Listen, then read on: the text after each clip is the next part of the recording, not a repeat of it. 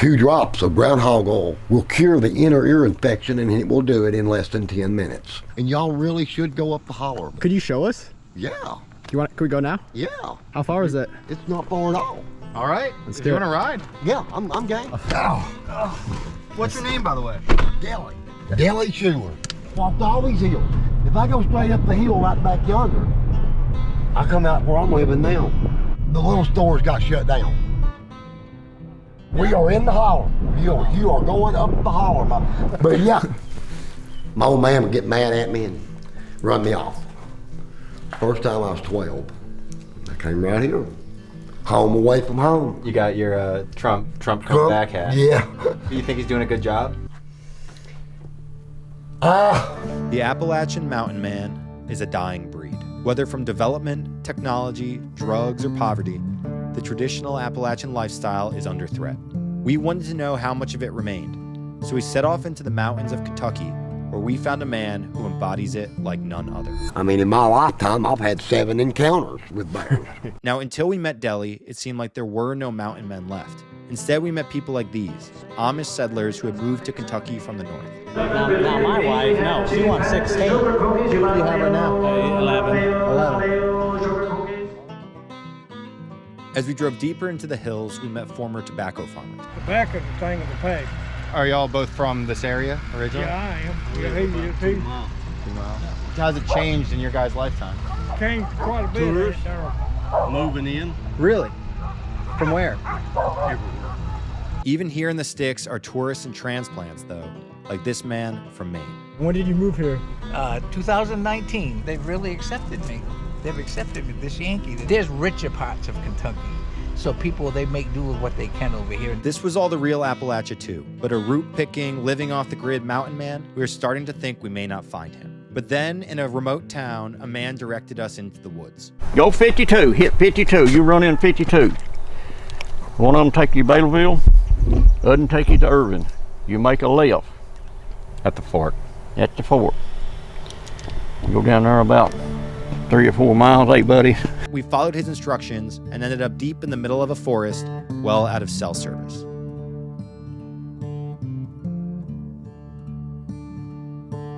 That's where we spotted Dellie. Snakes, coyotes, bear. I probably had more encounters with bears than anybody around here. I mean, in my lifetime, I've had 7 encounters with bears. And you just can't fear them. And I growed up on a self-sufficient farm. We growed our own food. We made our own cornmeal. We raised our own hogs. You know, made our own sausage, hams, cured them. Is anyone self-sufficient now? They might be some here and there that ain't really known about. To me, it's dead compared to what it was when I growed up. Used to, I mean, every evening you could just cruise down and stop at every parking lot and talk to somebody. And like I said, I know everybody. Of course, a lot of them people my age are dying off now. Well, you're not that old. No, but you know, there's a lot of dope problems come into this town. It's killed a lot of people. What kind of dope? The meth, the heroin. It's killed a lot of people. Fentanyl. I mean, I buried a lot of good friends. I'm only 46. Why do you think drugs hit this area so hard? I'm not sure. I wish I did. Because, I mean, knowing that could solve the problem. Yeah. But, and I do a lot of walking. My car's broke down, and I walk all the way to Irving. How far is that from here? 11 miles. You walk there? Yeah, 2 hours, 45 minutes. I was gonna ask, what do people do for groceries? Is that the town? Is that where they have a grocery Irving, store? yes. Irving, right up here, it's on Stanton also. So you said there's a Holler around here. Yes, lots of Hollers. So for someone who's never been or doesn't know what a Holler is, what is a Holler? A Holler lies in between 2 or 3 or 4 mountains, you know. It's the valley in between. And like I said, I was born and raised there. And I can walk up that road and I know exactly where to go and shoot up the hill to come out over on Highway 213 or right here, you know. I know where I'm coming out when I go over that hill and get to Fitchburg. And y'all really should go up the Holler. There's a, Could you show us? yeah, Can we go now? yeah. How far is it? It's not far at all. All right. Let's if do you it. want to ride. Yeah, I'm game. All do right, it. man. We can film some stuff.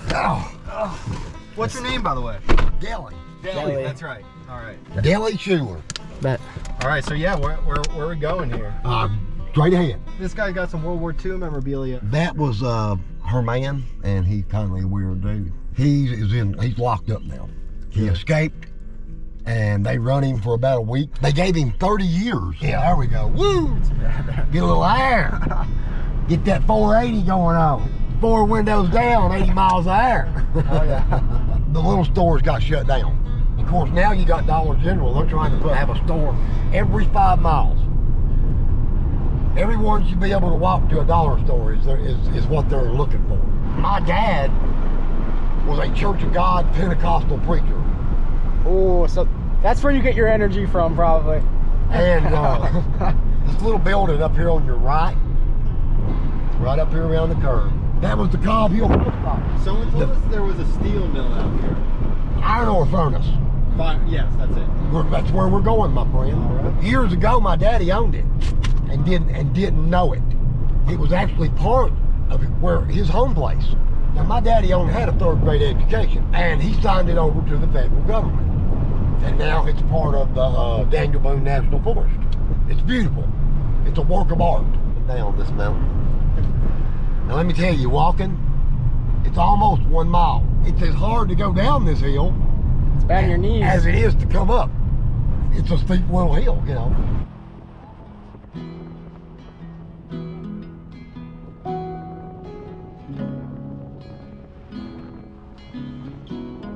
I'm gonna tell you, Oh, let's hear it. I miss home. Nobody loved that piece of land no more than me, except for one. And that was the man I was named after, my father. See, my daddy was 62 when he had me. Mama was 22. I was the oldest of his 2nd family. So are we in the Holler right now? We are in the Holler. You are going up the Holler, my. So this is a one-way road, right? Yes, it dead ends, unless you have a horse or a dirt bike or a 4-wheeler. One of them died at 80. She was fixing to turn 80 when she died. That's been about 3-4 years ago. Your sister. I got nephews and nieces that are older than me. Going back in the day, growing up, people say, "That's your grandpa?" No, dude, that's my dad. There was over 3,000 people from there on up these hollers. You can walk through the woods still today and find a little bit of ruins of old homes and stuff, you know. So there are thousands of people who lived in here, and then now it's really thinned out. Oh yeah. But now you have people coming back, people with money and whatnot, moving back Right. in here. Right. This wasn't operational very long, Yeah. but this is one of the biggest iron ore furnaces of that time. It's huge. Let's go see. Oh yeah. You ever climb up it? I have been on top. I actually even made love on top to a girl. That's fun. They came in, and I'll show you right up here. There was a spot right over here next to this one hole and the story was a moonshiner dynamited it. Well, years later, I found out the rest of the story. My dad signed this over to the government. My dad was raised right over yonder on the hill in a little 4-room house. Later years, he took his home place where he was born and raised, 4-room house, and jacked it up with mules and moved it down past where that big house is. My grandpa was born and raised here, you know. Walker Schuler. Are you? What's your like your heritage? Scots Irish? On my dad's side, German Irish, German Irish. and on my mom's side, Cherokee. Cherokee. So this is Cherokee land at one point. They was here, and I'm gonna tell you right up here in this one field, I've seen some of the prettiest arrowheads that a man can, and even spear points. They were here. Indian wars that happened many years ago, which was even before this. Yeah. You know. 17 whatever. And the slaves built this. There is no mortar holding that together. They just stacked those rocks. Yes. One stone holds another. Also, I noticed coming in here, they got a summer camp out here now. Yes, that's Aldersgate. That's part of the Methodist organization. So that's crazy. So yeah, so now you got people coming back in, summer camp, population goes out, and then over time, they come back. That camp was established in the early 70s, right before I was born. And I mean, I grew up, I was telling you about raising the hogs. They had camp all summer long, you know. And we got all the slop. They had 2 cans, and we had 2 cans. Pretty little red bird. Yeah, beautiful. And I mean, I love stuff like that, you know. I'm a big nature freak. Birds of prey, I love birds of prey. I can walk up to hawks and owls, you know, Can you bird no call? problem. No, I can't bird call. But I mean, as far as running into a hawk or owl or any bird of prey, I can pretty much just walk over and pick it up. Been like that my whole life. I love them. One lady stopped and I had just picked a hawk up on the side of the road and was petting it and talking to it. And they were coming to this camp. And she stopped and said, "Young man," she said, "I'll give you $200 for that bird." I stepped back and spoke to him and, "What'd you do that for?" I said, that bird don't belong in no cage no more than I do. Keep your money. Buy yourself a cheeseburger when you head back out of my town. But yeah. Now they just done this, these crazy looking stones, about 6 years ago. That's crazy. I used to build my fire. My old man would get mad at me and run me off. First time I was 12. I came right here. Home away from home. My castle. Dellie's castle. Listen, I've had some Holler parties here, buddy. I've seen them drunk and try to climb the walls and fall in the fire and everything. Crazy. You guys were crazy kids. That's, Oh yeah. Well, this would be good for a rock climber. yeah, it's like that Dark Knight. Yeah, Dark the Knight dark night, Rises. climb out in the dark night.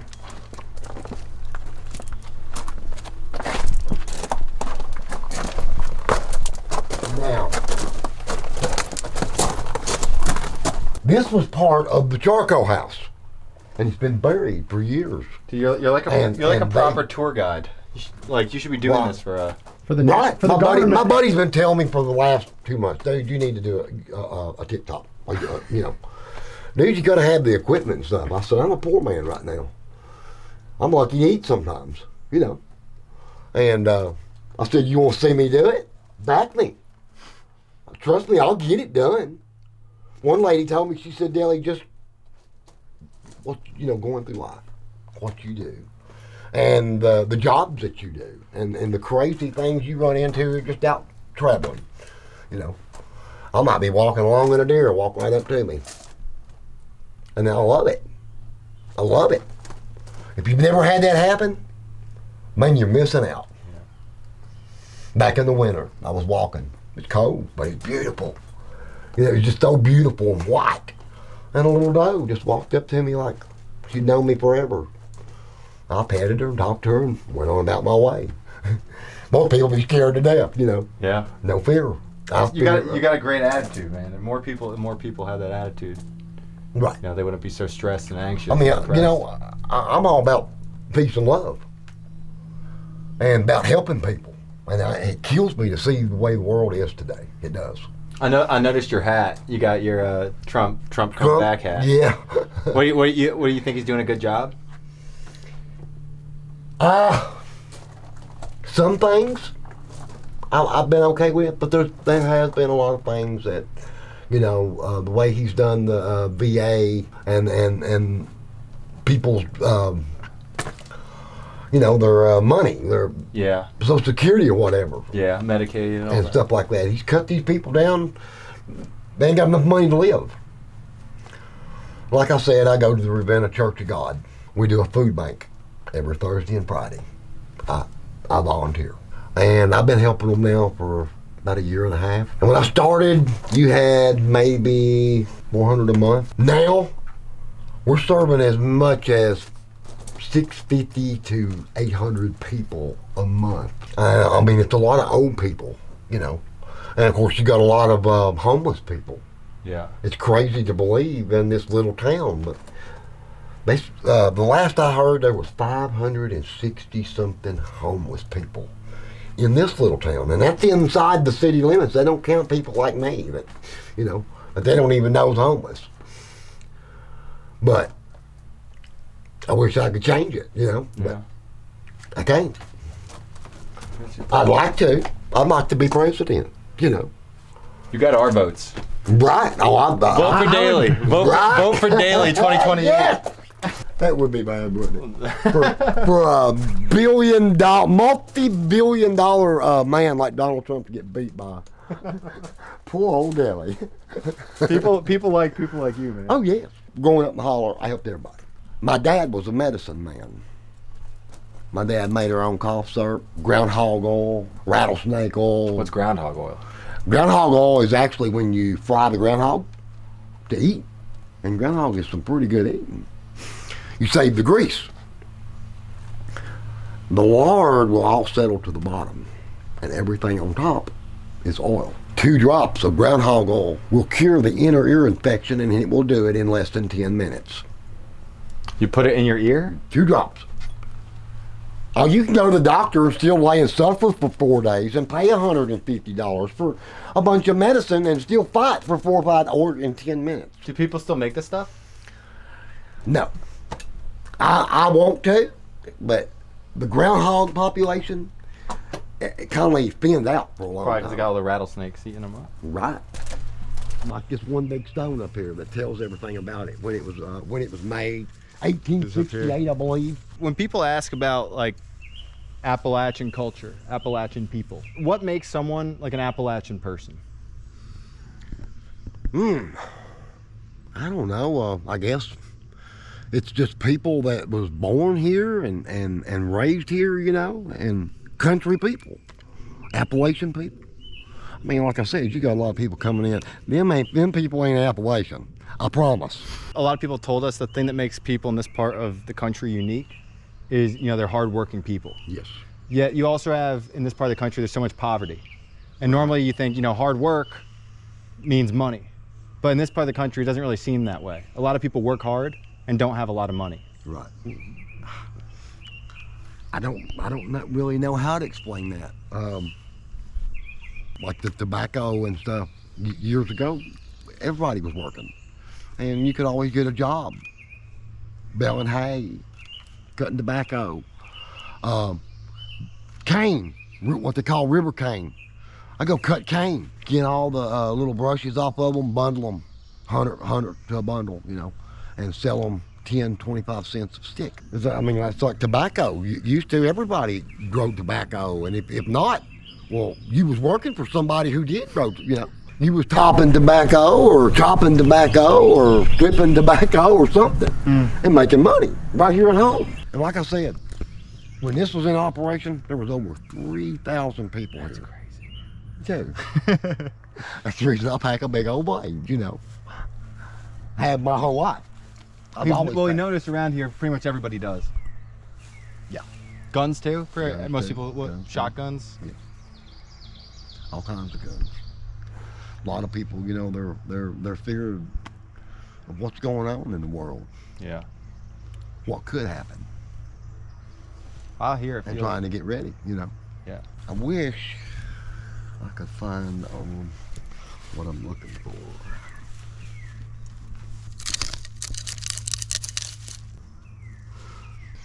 Now, we just call them cinders. But what this glass rock is the slag off of the iron ore that was dumped. So this is iron. No, this is actually, it's more like glass. Beautiful blue. I've seen some really nice arrowheads made out of some of this stuff. And like I said, nobody loved this place, my home place, no more than me, except for my daddy, the man I was named after. May he rest in peace. You know, I feel that God's put me here for a reason. Not sure what. You know, I'm still searching. But I believe there's, God's got a reason for me to be here. Just don't talk to me. Listen, how peaceful. Ain't nothing no better than to be sitting down here around a fire, bonfire. I used to have a bonfire every evening. People's like, I'm gonna come hang with you. We know if nothing else is going on, Dellie got a bonfire going. He's probably cooking fish or turkey or something. But yeah, I miss it. I miss that. A lot of the old people's gone. Actually, there's none of the real old people no more, like my dad. They're all gone. Come up here to just to hang out. And somebody can show up.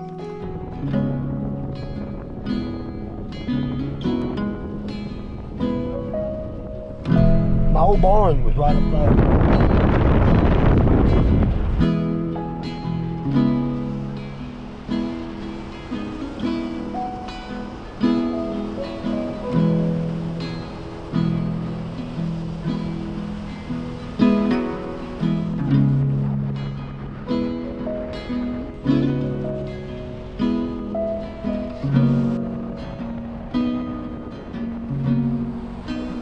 Walked all these hills.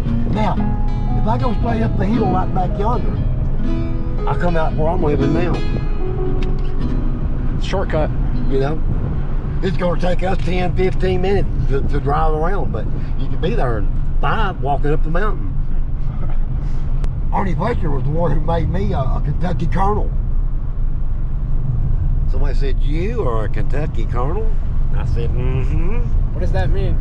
Well, it's a club organization in Kentucky, and most Kentucky colonels are governors, judges. Somehow, this old outlaw became a Kentucky colonel. They're Kentucky. They gave me a test, thinking I was stupid or something. Boy, when I got done, was they mind blown. Somebody was saying something there a week or so ago, and I said, "Hey, look, the governor of Kentucky did not make me a Kentucky colonel because I was a dumbass." I said, "He made me one because I was fairly smart." Rabbit, squirrel, we got everything. There's no way you should go hungry here. You guys eat squirrel?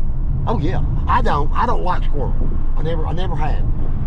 I love rabbit, wild turkey, deer, elk. I don't care for bear. It had a funky taste. Didn't care for it. Turtle. Groundhog. Turtle. Frog legs. What about roadkill? No, I'll pass on the roadkill. Why is that? Well, been there too long. If I'm going to eat it, it's going to be fresh and I'm going to kill it. Because there ain't nothing better than fried rabbit and gravy and biscuit. Mercy. Make your tongue slap your brains out. That's how good it is. Sounds good. My older sister's buried there. The Cobb Hill Cemetery. Boy, it was small when I was a child. But it's a big cemetery now.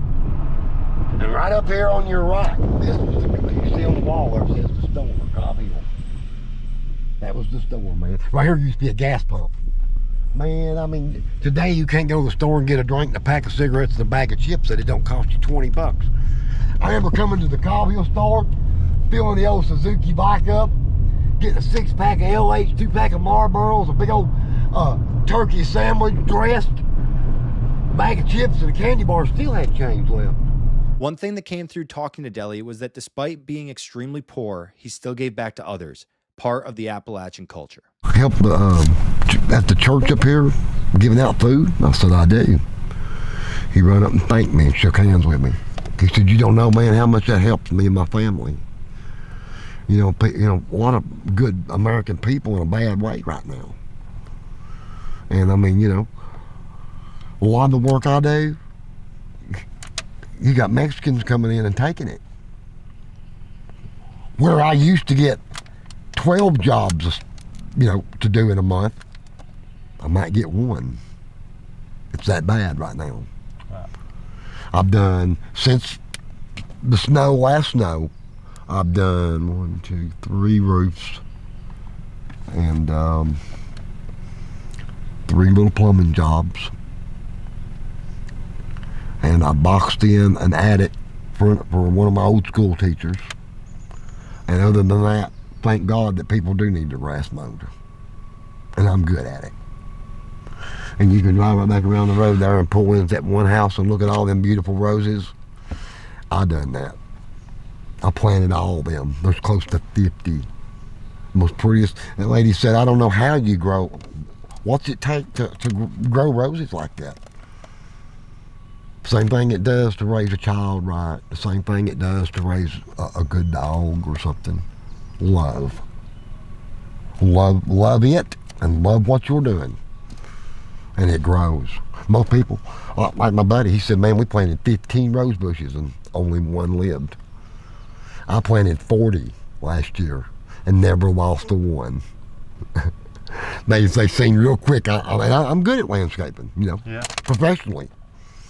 And, but yeah, you know, to do stuff like that, you got to put the love into it. Whatever you're doing, love it. And do it to the best that you can. Before leaving, Dellie told us the most shocking thing he did all day. I don't fear no dog, no man, and you know, like a dog, if they sense fear, then you're in trouble. Yeah. Is there anything you do fear? Just the good Lord Jesus. That's all I fear, buddy. People go on about the storms and scared to death, you know. I live in a box right now. Been a rough few years. And a friend of mine allowed me to move in, it was his chicken house. And what it is a box off of a horse truck. When all these big storms are coming, you know, and people message, oh God, what are you gonna do? I'm gonna go home and go to bed. I'm gonna pray to the good Lord Jesus and then we'll go to sleep. I got up the next morning and trees were broke this way, that way, but none of them come towards that box.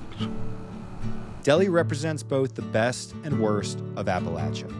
He lived in poverty without a home or a car and said drugs had devastated his generation. Yet you'd be hard-pressed to find his compassion, wisdom, and knowledge anywhere outside of these mountains. For better and for worse, Appalachia made Dellie who he is, and there aren't many Dellies left.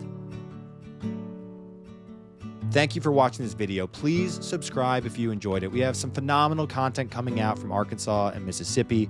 Our goal is to capture the world without bias or fear, and that's what we do on this page. Do you consider yourself a redneck? Yes, sir. I'm a redneck. I tell you, I got a redneck too, buddy.